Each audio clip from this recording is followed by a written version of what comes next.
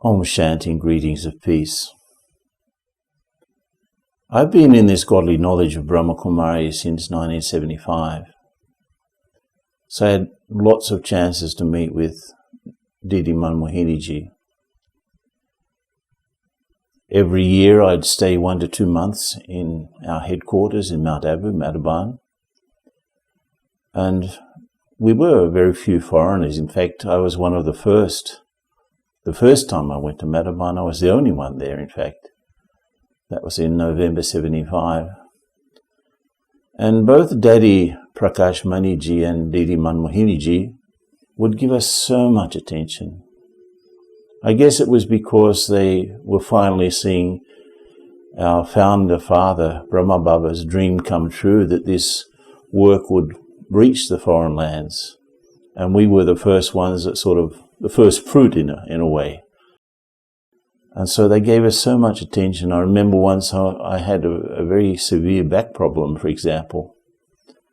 And I couldn't move, actually.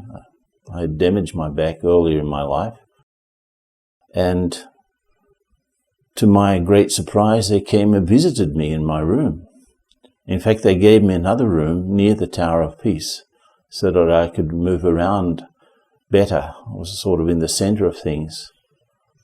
But I was so touched by their concern and care and so much love they would give us. In those days, I don't remember so many classes, but there were a lot of meetings, a lot of chit-chat meetings, and we could ask questions, and they were telling stories of the original Yagya, the institution as it was in the 30s and 40s. And we just used to love it. So I got to see the different personalities of both Daddy Prakash Mani and Didi Manmohini. Didi she didn't speak so much, as I recall, but she had such a powerful stage of yoga. In fact, when she used to conduct meditation, she just looked straight ahead.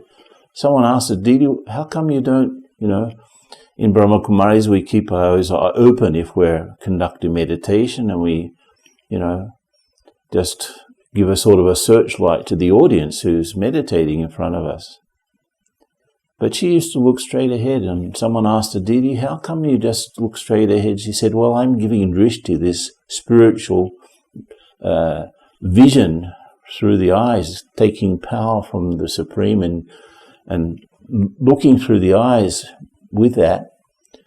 I'm giving drishti to the whole world. And so that was Didi. But on the other side, she was very light. She was very joyful. She used to love jokes. She used to love telling jokes and also hearing jokes, and she would laugh so much. Very jolly. But at the same time, very silent, I would suppose. And any time that there was a dance, and there were a lot of dances in those days, Didi was there participating like everyone else, even though she had a very bad leg. She used to limp around, but she was there dancing. And she used to play pranks on us. For example, she had this trick of getting a coin, a small coin, and pressing it to our foreheads. And so she would keep it pressed,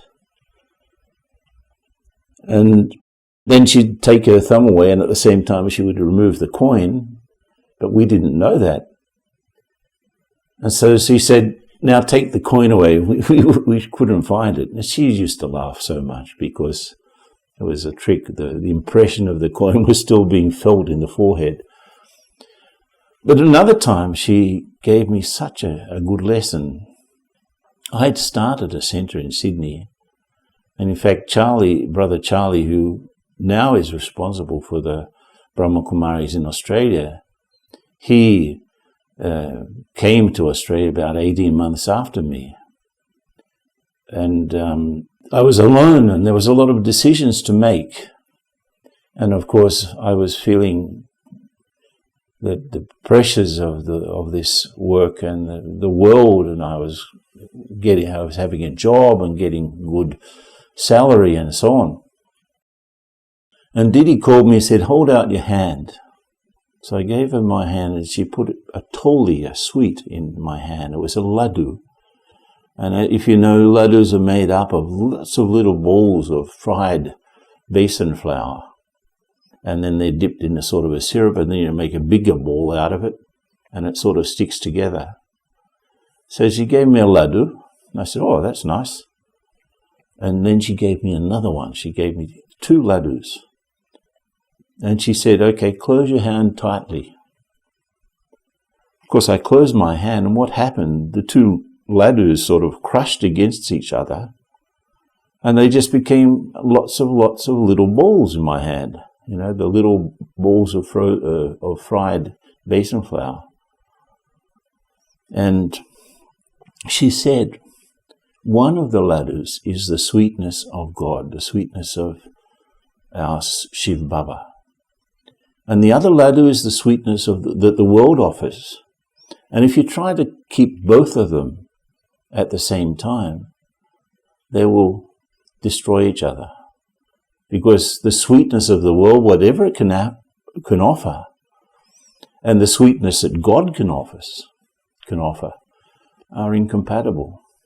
I was just sitting there looking at my hand with all of these fried little balls of besan flour, and I thought, yeah, what a great lesson, what a great way to teach.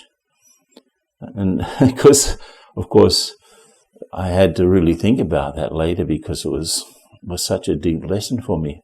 But anyway, she was always in a light and entertaining mood when we would come to meet her.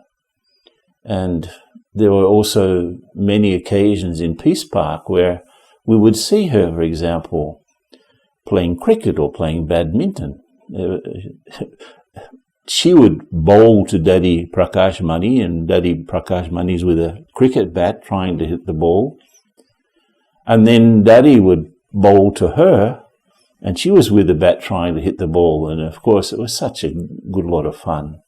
And then we'd see them playing badminton. And anyway, it was like such a deep experience to see her, such a pleasure to see her.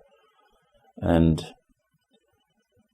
she was also very, at the same time, she was very correct in everything. In fact, if you try to tell someone something to her about someone else, she would say, what about you? How is your effort? How are your feelings and so on? She would always ask, and it was like her mantra, she would always say, Shiv Baba Yad Hai? Shiv Baba Yad Hai? And she would love to see our response, because that means if I'm in the remembrance, if I'm in a state of yoga with God, which is the meaning of that phrase, and she was asking us. Even before she said anything to us, she would say, Shiv Baba Yad Hai. So it was like always being reminded of what we're supposed to be doing. And I remember a very special scene, and it actually happened a couple of times, that I was taking leave of Madhavan, and she was there. One time in the office, there was Daddy Ishu there with her, Daddy Prakash Mani and herself and a couple of others. And it was a time to take leave.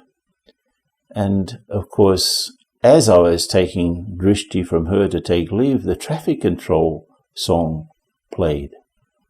And so she continued giving drishti and more drishti directly to me for the 3 or 4 minutes of the song. And I was just transported by the experience. And so she really took me beyond the feelings of the body so much. And I guess this was just before she left the body also. It was the time just after the inauguration of the Om Shanti Bhavan, the big auditorium, which she really was a dream of hers. There was a Universal Peace Conference, and after that, we were taking leave, and this is when I had that experience. And just a few months later, she left the body. So, very fond memories of our beloved Didi Manmohini Ji. Om Shanti. Again, greetings of peace.